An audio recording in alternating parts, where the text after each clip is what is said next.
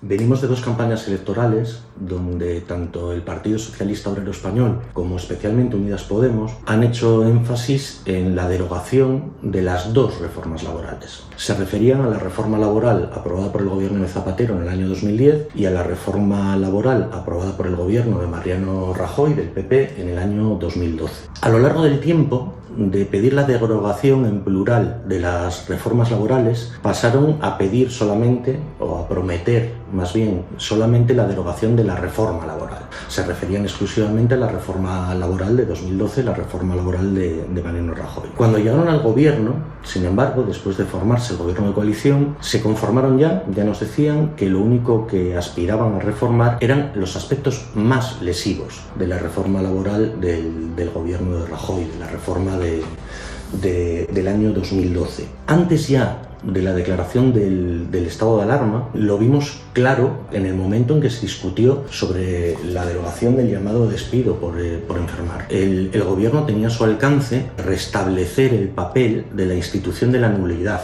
en el despido. El gobierno podía haber optado por reformar el artículo 55 del Estatuto de los Trabajadores y fortalecer aquellas causas y aquellos argumentos en los que los laboralistas nos apoyamos para pedir la nulidad de los despidos, para exigir la readmisión de los trabajadores y las trabajadoras despedidas. Pero realmente no hicieron eso. Realmente aprobaron una reforma muy matizada, una reforma que sin lugar a dudas va a dar lugar a otras formas de despido de trabajadores y trabajadoras enfermos, en situación de IT, de incapacidad temporal, donde vamos a tener que disputar la nulidad de ese despido cuando sabemos que en muchos casos nos van a reconocer exclusivamente la improcedencia, el despido pagado. Durante todo este tiempo, lo que hemos visto es que una cosa es el discurso del gobierno, el discurso de la ministra de Trabajo, otra cosa distinta es lo que después aparece publicado en el BOE, en el Boletín Oficial del Estado, y finalmente otra cosa muy distinta es lo que está pasando realmente en las empresas. Y cada vez hay una mayor distancia entre ese discurso político, entre ese relato, entre esa narrativa que utiliza una vez tras otra el gobierno y lo que pasa en la realidad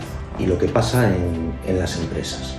Como digo, podrían haber reformado el artículo 55 del Estatuto de los Trabajadores, pero sin embargo adoptan toda una serie de medidas tímidas, no se atreven, no avanzan, no se corresponde lo que hacen con lo que en su momento prometieron. Hablan de que no habrá despidos durante 6 meses, que el despido está prohibido durante 6 meses. Sin embargo, vemos cómo en el Real Decreto se abre la puerta a que efectivamente sí que haya toda una serie de despidos en ese plazo de 6 meses desde que finalicen los expedientes de regulación y empleo motivados por la crisis del COVID-19. Por ponerte un ejemplo, permiten los despidos de carácter disciplinario. Cualquier abogado, cualquier abogada, cualquier sindicalista, los trabajadores en sus empresas conocen perfectamente cómo la empresa recurre en muchas ocasiones a alegar una causa inexistente de despido disciplinario para rescindir unilateralmente el contrato del trabajador. Y con una justicia absolutamente paralizada, tendrá que pasar 1 año, 2 años en algunos casos antes de tener una sentencia firme que diga que ese despido fue nulo o que ese despido fue improcedente. Veremos entonces qué sucede.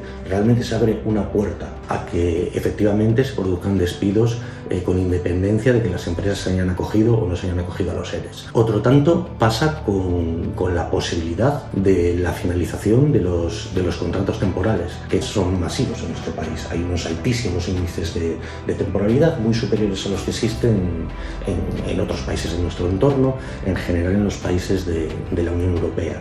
Y finalmente, permiten también, excepcionan de ese compromiso de mantener el empleo durante 6 meses a todos aquellos empresarios que digan que conforme al artículo 5 y 2, 3 y 4, creo recordar, de la ley concursal, estén en una situación en la que podrían pedir el concurso.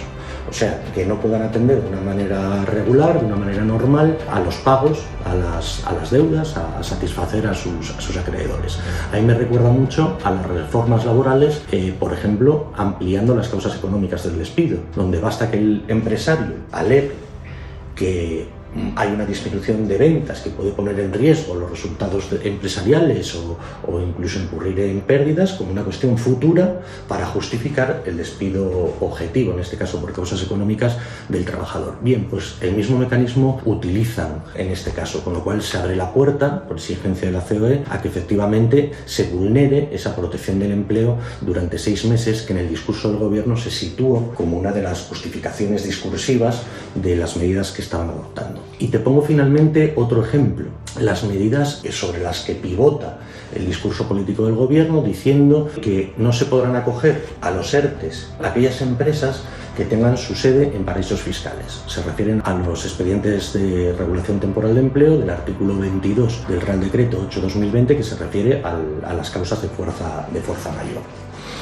Bien, lo primero que cualquiera debe plantearse es por qué el gobierno no prohibió que desde el día 14 de marzo, en que se declara el estado de alarma, esas empresas con sedes en paraísos fiscales sí han podido acogerse a los expedientes de regulación de empleo con altísimas bonificaciones pagadas con dinero público en las cotizaciones empresariales a la seguridad social. Se trata de medidas claramente propagandísticas, con un efecto escaso en la realidad. Antes te decía que entre las declaraciones de la ministra, lo que aparece publicado en el BOE y finalmente lo que sucede en las empresas, hay cada vez una distancia superior. Era una propuesta electoral de Unidas Podemos, era una propuesta electoral del propio Pedro Sánchez. Planteó en su momento hacer pública la lista de defraudadores que se habían acogido a la última reforma fiscal aprobada por el Partido Popular.